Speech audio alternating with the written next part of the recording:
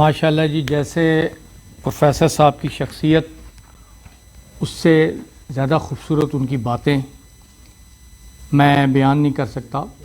اب اس پروگرام کے آخر میں زحمت دوں گا اس پروگرام کے صدر، ان کے بارے میں اتنا ہی کہوں گا کہ آج میری ان سے پہلی ملاقات ہوئی، اور ان سے ملاقات ہوئی تو دل سے ایک بات نکلی کہ وہ میں شعر کی صورت میں عرض کروں گا کہ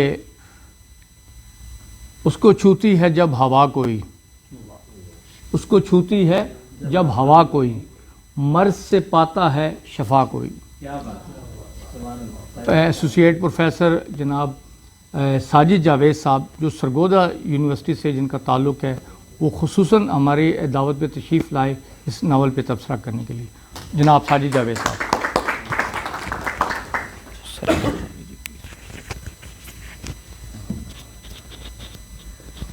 بسم اللہ الرحمن الرحیم۔ السلام علیکم تمام احباب کو۔ سب سے پہلے تو میں شکر گزار ہوں ساجد صاحب کا، ان کے شعر کا جواب شعر سے ہی دے دوں کہ اس نے مانی تھی میری بات کبھی، اس نے مانی تھی میری بات کبھی، اس کو ہر بات روا ہے اب تک۔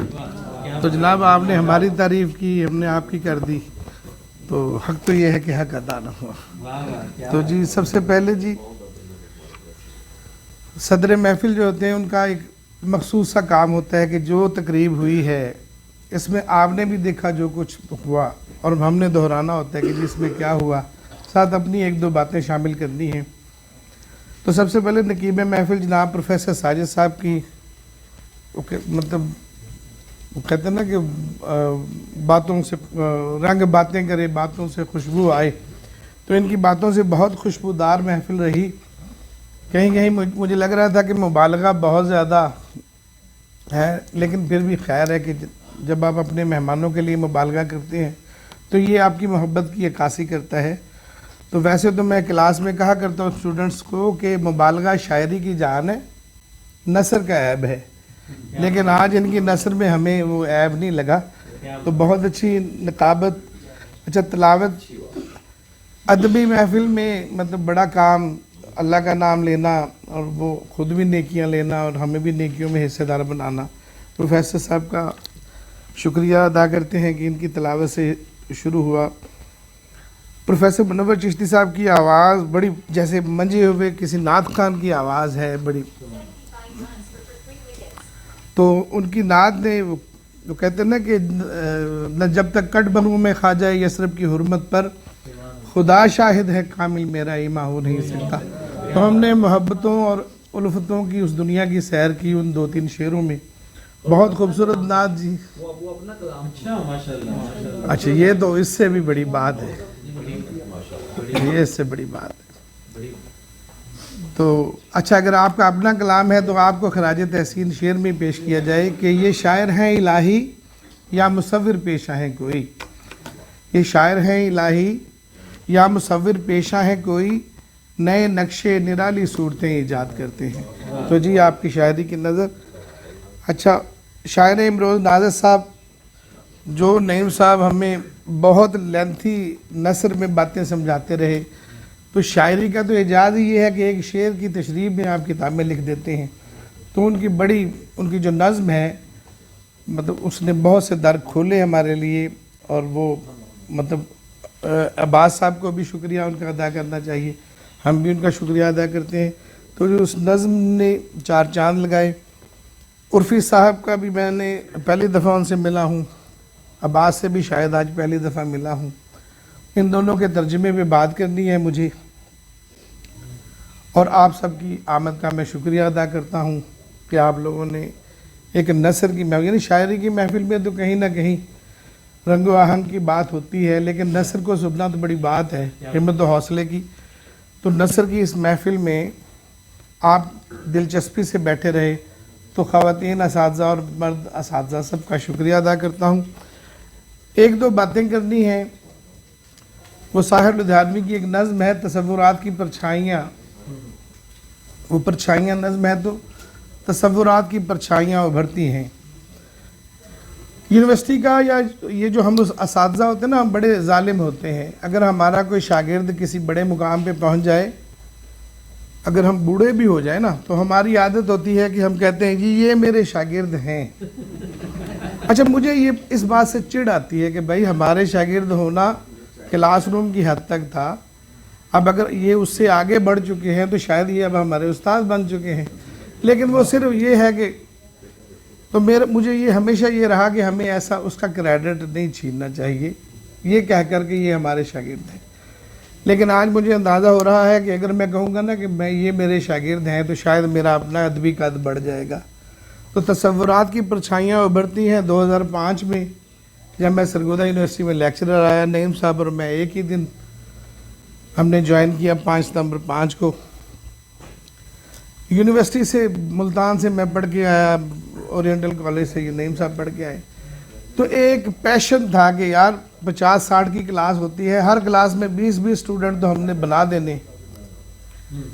تو 6 میں غالباً اب 5 میں ہی آپ کا داخلہ، یعنی جس سال ہم نے نوکری شروع کی اسی سال عباس وغیرہ کی کلاس داخل ہوئی.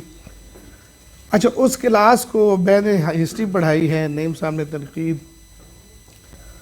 تو اس دور میں ہمیں نا کوئی 5-7 اچھے اسٹوڈنٹ ملے. پہلی مرتبہ ہمیں اندازہ ہوا کہ یار اسٹوڈنٹ اتنا بھی پڑھتے ہیں جتنا عباس پڑھتا ہے. تو 1-1.5 سال میں یہ ظاہر ہے ہاسٹل میں ہوتے تھے تو کبھی ہم جاتے تو ان کو پڑھتے ہی، بلکہ یہاں جہلم وال بک کارنر سے تبسم کشمیری کی کتابیں پتہ نہیں آدھی قیمت پر یا 60% 40 پر اپنے کلاس فیلوز کو بھی لے جا کر دیکھی. تو اس کلاس کا جو ادبی ذوق بنانے میں بھی اس عباس نام کے نوجوان کا کردار تھا. تو 1 سال 1.5 بعد ایسے ہم بیٹھے تو ہمارے چیئرمین علمدار بخاری صاحب، ہم نے کہا سر یہ وہ نوجوان ہے جو ہم سے بھی زیادہ پڑھتا ہے. تو انہوں نے کہا یہ ایسے بات نہیں کرتے، یہ آپ لوگوں کے لیے شرمندگی کی بات ہے، یہ شاگرد آپ کا زیادہ پڑھ رہے ہیں. تو ایک انسپیریشن تھا یہ بطور اسٹوڈنٹ بھی. پھر 2007 تک انہوں نے ایم اے کیا تو مجھے لگا کہ اب یہ سرگودا رہ جائیں گے، کوئی وجہ تھی. لیکن وہ وجہ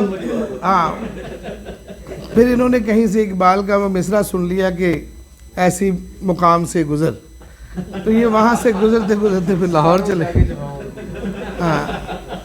تو تو ابھی راہ گزر بھی ہے قید مقام سے گزر، اور یہ پھر لاہور چلے گئے. لاہور جا کر پھر انہوں نے پی ایچ ڈی ایک دفعہ الخیر میں بھی. تو یہ پھر اس کے بعد اس کا جو تھیسس تھا پی ایچ ڈی کا وہ بہت شاندار تھا. عام طور پر ہم اردو والے کوئی اتنے محنتی نہیں ہوتے، ہمارے تھیسس کے ٹاپک بھی یہی ہوتے ہیں، شخصیت اور فن، شخصیت اور فن.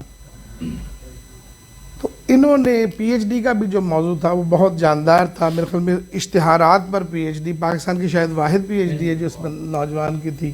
تو اس شہر کے لیے یہ اعزاز ہے، ایک بہت اچھی پی ایچ ڈی جو چھپ جائے گی وہ بھی اسی عباس کے کریڈٹ میں ہے.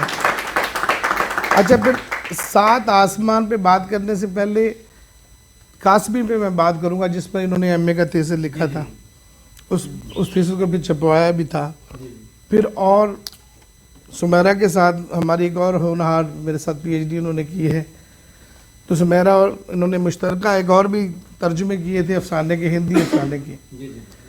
تو 7 آسمان. اچھا، آپ کو صرف 1-2 باتیں شیئر کرنی ہیں، مجھے پتہ کافی کہ یہ 7 آسمان ناول تو اصغر وجاہت کا ہے، کہ ان کا پھر کیا کردار ہے عرفی صاحب کا اور ان کا.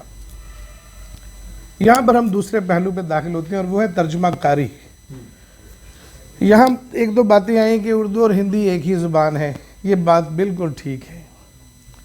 لیکن میں کہتا ہوں اردو اور ہندی ایک زبان نہیں ہے، یہ بات بھی بالکل ٹھیک ہے. دنیا میں 8 ارب انسان ہیں اور 6000 زبانیں ہیں. کین یو امیجن کہ میں 20واں سال ہے مجھے یونیورسٹی میں، اب 10 سال پہلے میں کہتا تھا دنیا بھر میں 7000 زبانیں ہیں. 10 سال بعد اب میں 6400 پہ آ گیا ہوں. اس کا مطلب 600 زبانیں مر چکی ہیں 10 سال میں. یہ بہت بڑی بات ہے میں سوچنے کی کہ زبانیں مر رہی ہیں اور ایک ترجمہ کار زبانوں کو زندگی دینے کا کام کرتا ہے. سب سے پہلے تو ہمیں یہ دیکھنا ہے اب ترجمہ کاری کیا ہے. یہ ایک بندہ لکھتا لکھتا آیا ہے तर्जुमा कार वो भी उन्हीं रास्ते पर वापस जाएगा और फिर चलना शुरू करेगा, और उस चलते चलते वो भी, ये तर्जुमा करना भी बुनियादी तौर पर री राइट करना ही है। यहाँ कोई असगर वजाहत को नहीं जानता।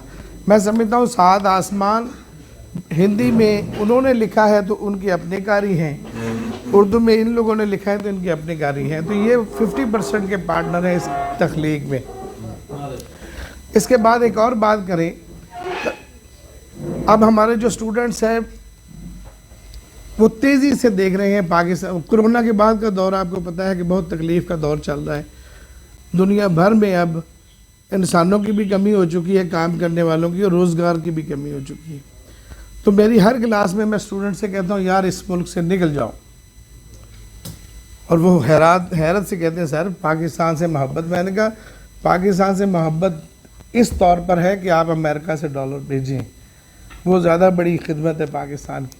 आप 1500 पर कैपिटा कमा रहे हैं, अमेरिका में 70,000 पर कैपिटा सालाना मजदूर कमाता है, तो वो भेजें। तो एक आध आप अपने स्टूडेंट्स को भी नसीहत करिए कि एक ज़ुबान का मज़कम वो ज़रूर सीखें। अब इस एक हिंदी से जो आप भी बड़ी आसानी से 2 महीने में हिंदी सीख सकते हैं।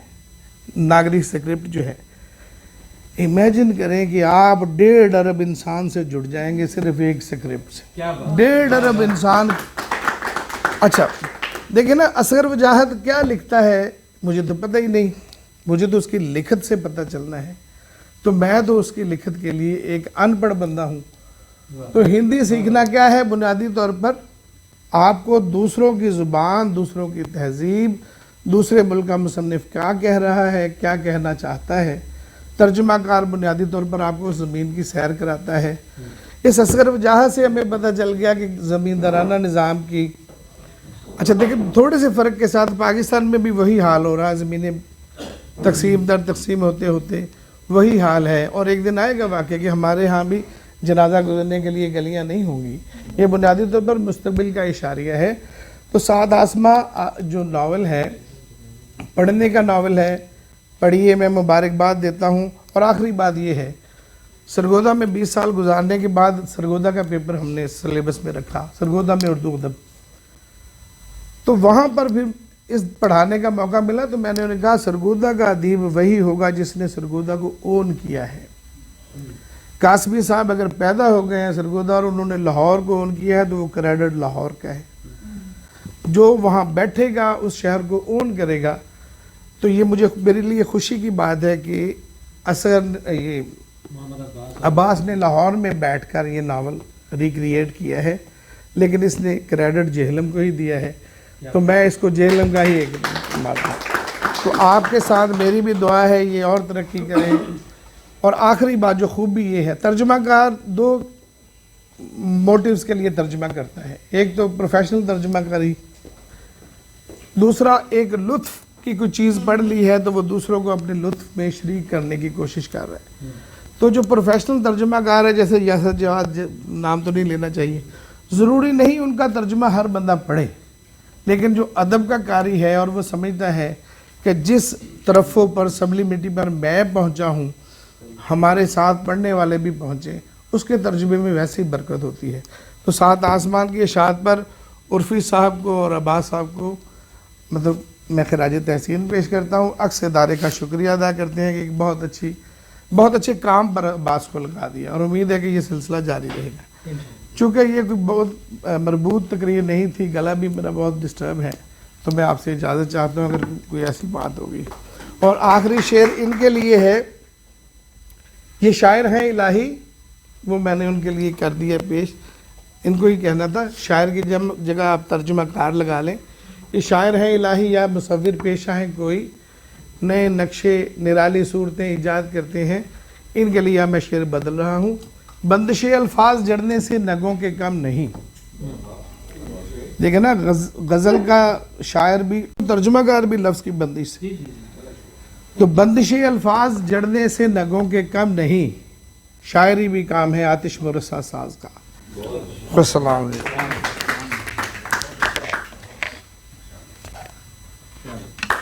एक बात और तालियां जी। माशाल्लाह ये हमारी बड़ी खुशकिस्मती है कि जो भी हजरात तशरीफ़ ला रहे हैं स्टेज पे वो अपनी शख्सियत से बढ़कर जो है वो गुफ्तगू कर रहे हैं, यानी कि ये हमारे ख्वाब ख्याल में भी नहीं। इस प्रोग्राम को पहला सेशन जो है वो इख्तिताम पजीर होता है जी, और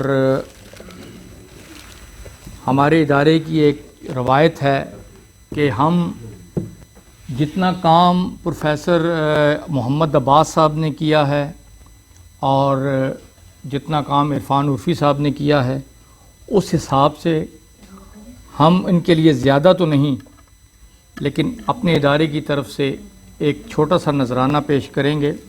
उम्मीद है कि ये इसे कबूल फरमाकर हमारे इज़्ज़त अफ़ज़ाई करेंगे हमारी। और ये शील्ड जो है वो अपने इदारे की तरफ से मैं पेश करने के लिए ज़हमत दूंगा जनाब सदर महफ़िल जनाब प्रोफेसर एसोसिएट प्रोफेसर साजिद साहब को, कि जो ये प्रोफेसर इरफान साहब को शील्ड पेश करें। ये सरबाम सामने। दूसरी शील्ड जनाब इरफान उर्फ़ी साहब के लिए मैं इदारे के सदर जनाब इकबाल नाज़िर साहब को ज़हमत दूंगा। मैं नईम साहब से गुजारिश करूंगा कि प्लीज़ सर आप ऐसे हो जाएं।